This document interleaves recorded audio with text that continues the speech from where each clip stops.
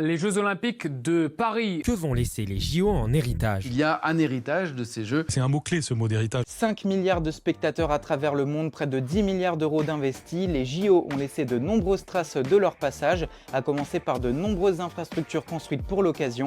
Mais alors, un an après, que sont-elles devenues? On vous explique. La promesse de l'héritage des JO, c'était plus d'équipements, des infrastructures plus modernes et de nouveaux espaces, et la promesse a été tenue.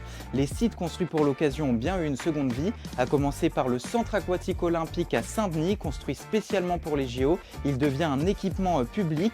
Cette piscine municipale va ouvrir ses portes le 2 juin prochain.